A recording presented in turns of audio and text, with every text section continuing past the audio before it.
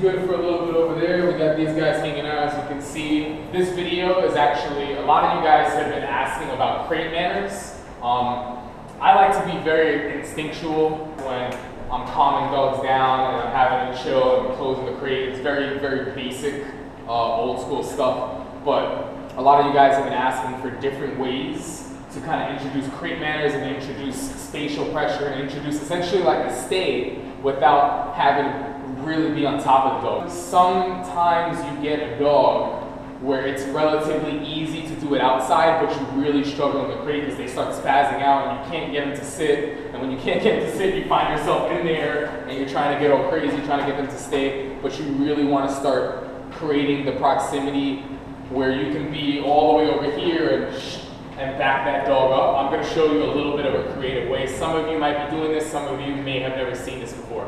So Jamal is the cameraman. Jamal is also the remote collar man. What we've done prior to this is a lot of spatial pressure with leash.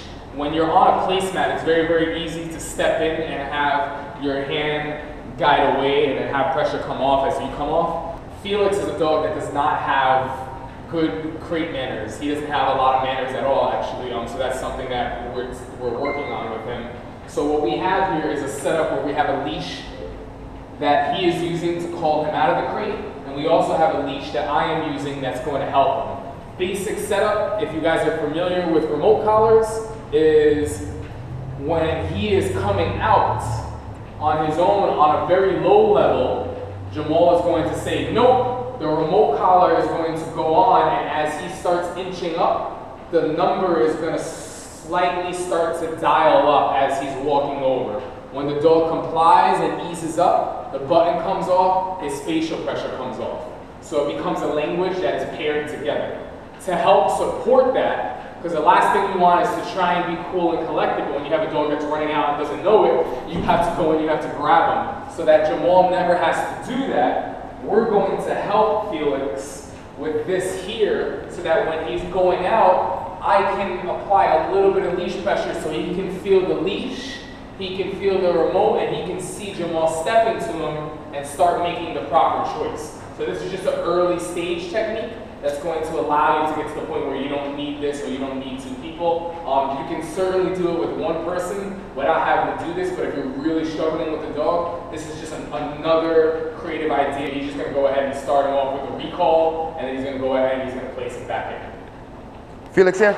Good boy. So I'm not doing anything, I'm just letting that come out. Felix. He's going to go ahead and he's going to crate him. Good. Right nope. There. Nope. Good. That space is out. Nope. Good boy. Very good. And you can see my timing. I'm seeing when he's pressing the remote, and more importantly, if I couldn't see where Jamal was pressing the remote, I'm matching his body. When he's saying nope and he's stepping, I'm applying a little bit of pressure. The remote's going on at the same time. When he eases, I ease off. When I see compliance, I ease off, because I know that's when he's easing off with his spatial pressure. I know when that his remote is easing off. After he's done dialing up, he's going to dial down. Now, one thing that's really, really important to stress is that the remote collar stuff that we're doing is not foreign to him. We've had times to create, or a lot of time to create an understanding of the remote prior to this.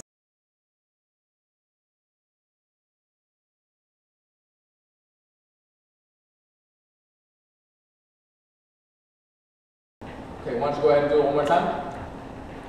Felix here. Good boy. Felix, crate. Good boy. Nope. And you can give him, see, that's good, he fell into a sit, that's boy. Fine.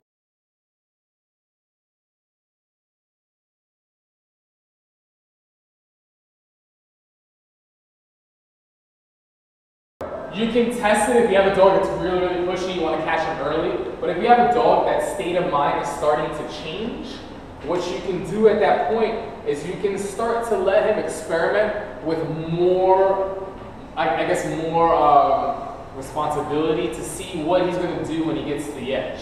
So you back up and all of a sudden, no, and then he feels leash remote and sees your spatial pressure. Eventually, I no longer need this. And he's responding for Jamal by himself.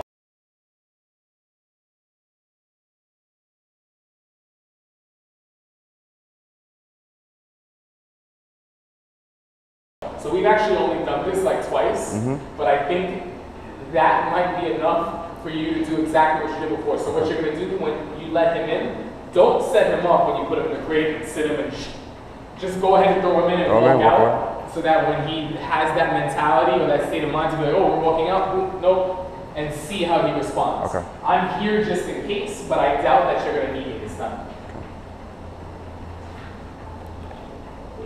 Felix here.